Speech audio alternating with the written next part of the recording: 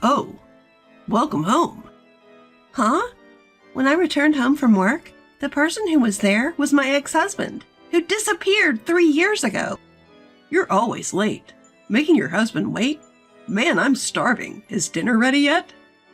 As if it was perfectly normal, my ex-husband barged into my house and brazenly made these comments.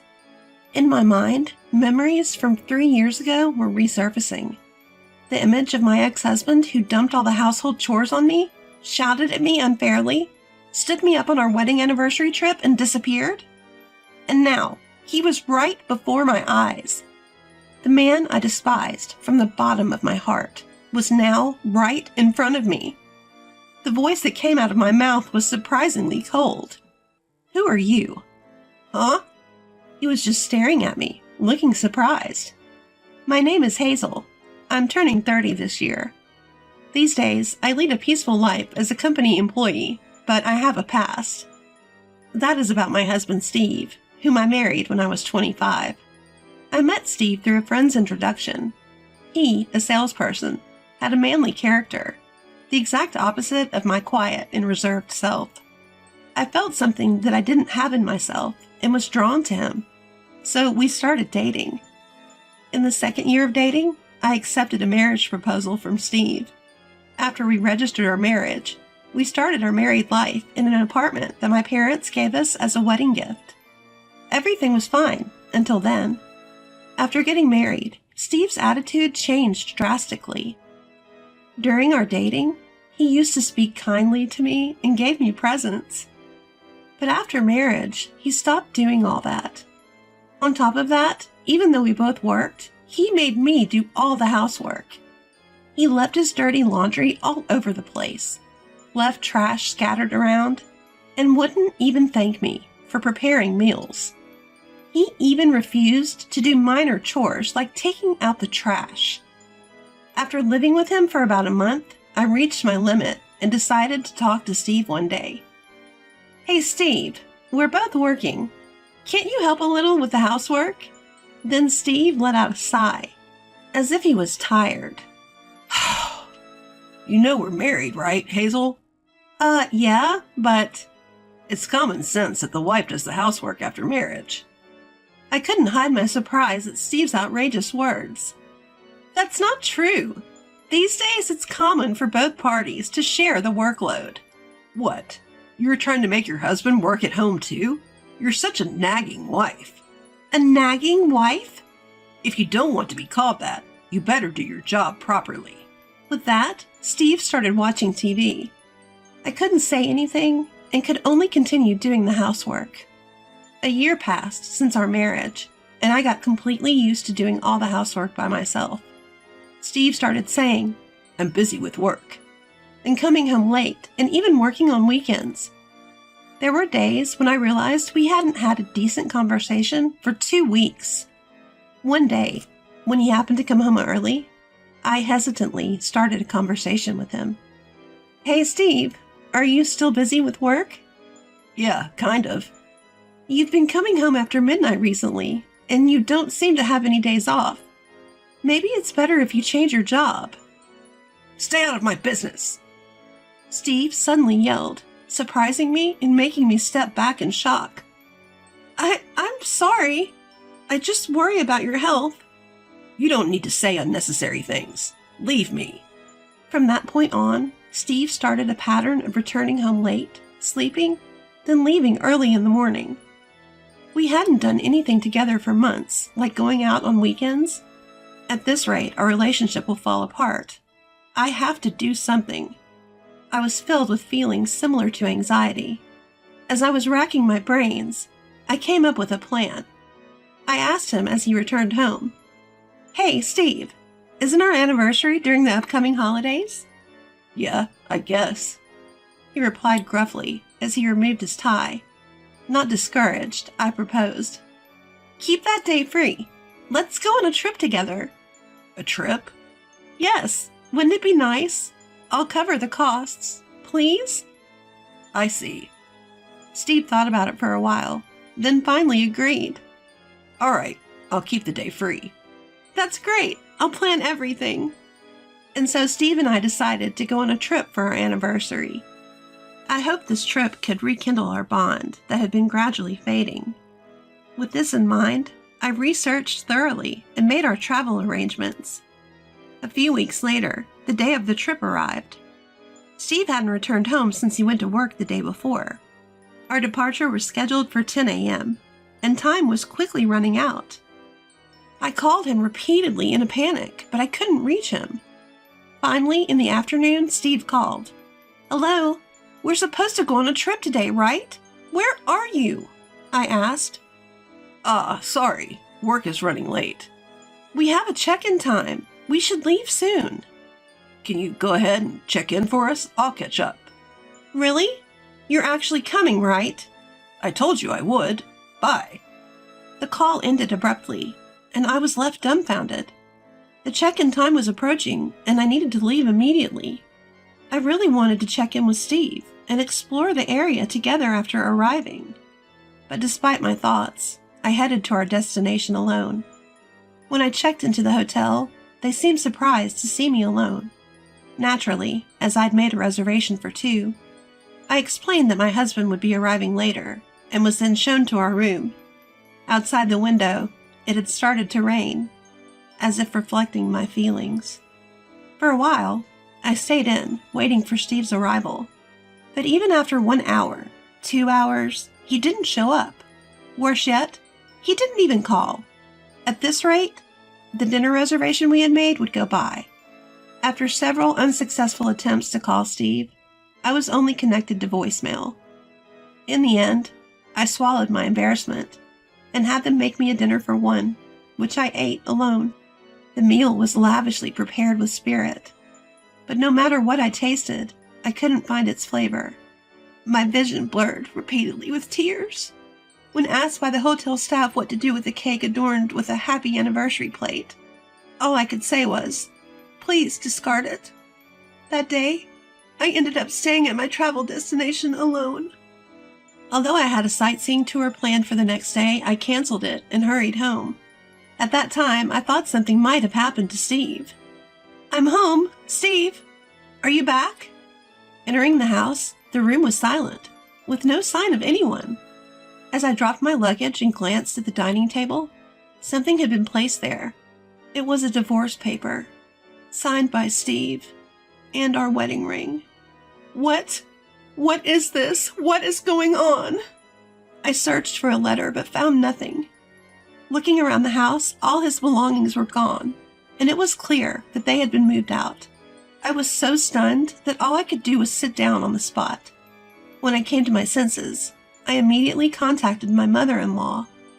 She lived far away, and we had only met a few times, but she was a kind woman who treated me kindly. When I explained the situation, my mother-in-law was also astounded. There was no report from him, and he didn't seem to have come to his parents' house. When I called Steve's office after the holiday, I was told a shocking fact. Mr. Smith resigned last month. What? We've been trying to reach him too, but we haven't been able to get through since yesterday. Could you please tell him to contact us as soon as possible? I ended my call with Steve's workplace in a daze. Next, I pulled out my cell phone and called Steve.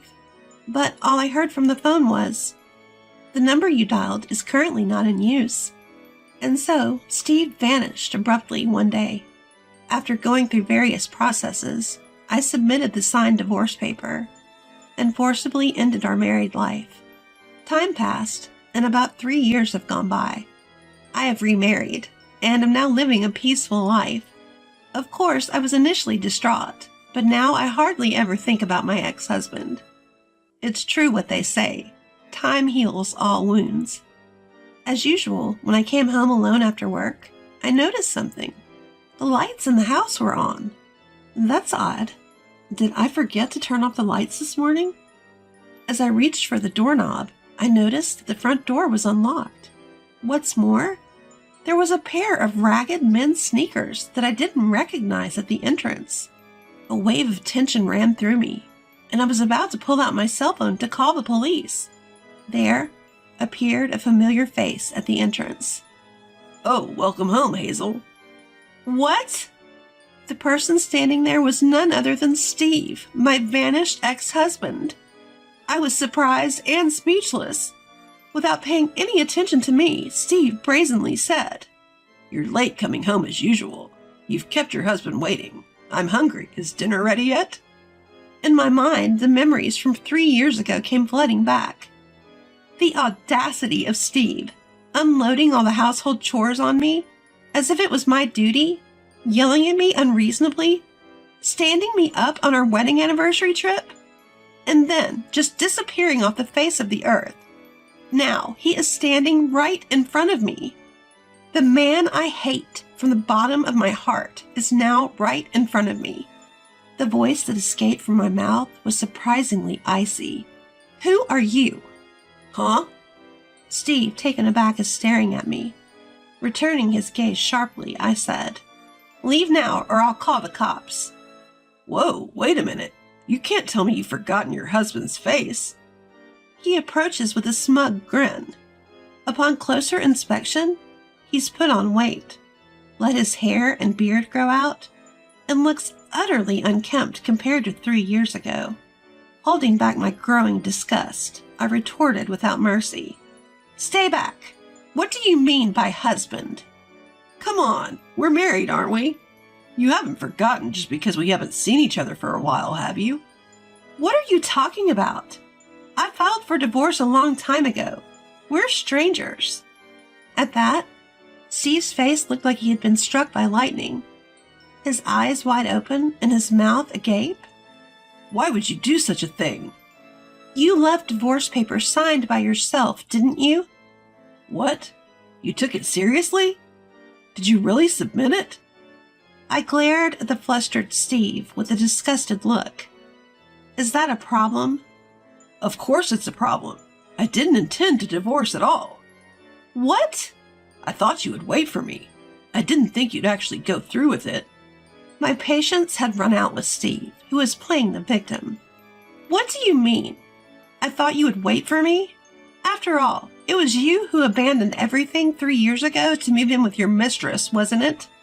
When I blurted that out, Steve once again looked astonished.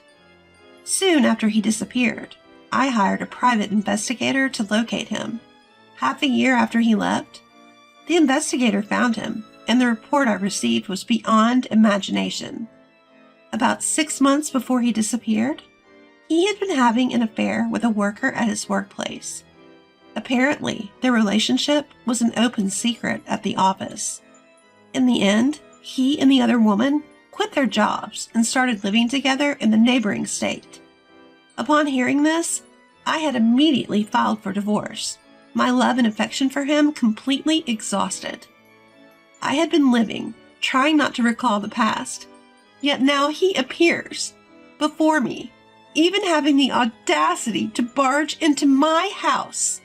I deeply regretted not having changed the locks. "No, Hazel, you've got it all wrong," I retorted angrily to Steve's plea. "What's there to misunderstand? I've gathered all the evidence through a PI. Go back to her." That's not possible." "What?" We broke up. We've been fighting a lot recently. I don't care about her anymore, Hazel. You're the only one for me." My ex-husband pathetically clinging to my arm. I shook him off, my face full of disgust. "I've told you, you're not my husband. How dare you dictate to me, a stranger to you?" "I only love you, right? Let's start over our married life. Let's go to the city hall now and reapply for our marriage certificate. Come on, let's get moving." Steve tugs at my arm. This is hopeless. He's not understanding a word. Just as I take out my cell phone to call the police, the front door swings open. "Who might you be? Let go of her arm, please." Steve, taken aback, slackens his grip. I instantly run towards the source of the voice. "What the? Who are you?" "My husband." "What?" I cling to the arm of my returning husband. He gently soothes me. He addresses Steve in a low voice. "You're Steve Smith, right? Hazel's ex-husband?" "Yes, that's me. But you? Her husband?" Stunned Steve doesn't comprehend the situation. so I lay it out for him. I've been remarried for a while now. That's why I've been telling you that you're a stranger. My new husband, John Collins, is a colleague from work. Apparently, he has been interested in me since we joined the company. At first, he gave up because I was married. But once he learned of my divorce, he started to make his move. At first, I was wary of men and didn't accept his feelings. But as I got to know John's earnest and sincere character, I gradually let him in. Upon hearing my circumstances, John looked me in the eyes and said, "I will never leave you alone, Hazel. I promise to protect you for the rest of my life. Will you please marry me?" Tearfully, I accepted his proposal, and I have been moving forward, forgetting the past. Hazel, got remarried with another man? Steve gawks at John and me.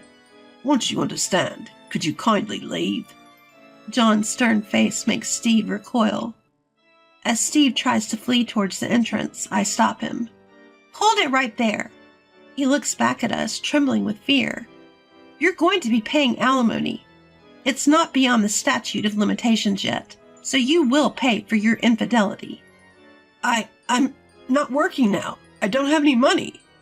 "I couldn't care less. If you don't pay, I'll take you to court. Remember that." With that, my husband next to me also glares at Steve. "You should know full well what happens when you upset her, right?" I understand. I'm sorry." With that, he runs off with his tail between his legs. In the quiet room, I apologize to my husband. I'm sorry about all this. I never thought he would show up after all this time. "It's okay. It must have shocked you too, Hazel. From now on, let me know if something happens. I'll protect you with everything I've got." Embraced by my husband, I savored the happiness that was. Later on, it seems Steve returned to his parents' home. My former mother-in-law contacted me and agreed to pay the alimony in one lump sum. According to her, Steve will now work off his debt to her by tolling away on their family farm. I do hope the proud and selfish Steve changes his ways and works honestly. But I never want to be involved with him again. As for me, learning from this experience, I moved to a new apartment. In fact, I recently found out that I am pregnant with my current husband, who is truly happy about my pregnancy. I'm sure we'll be able to build a happy family.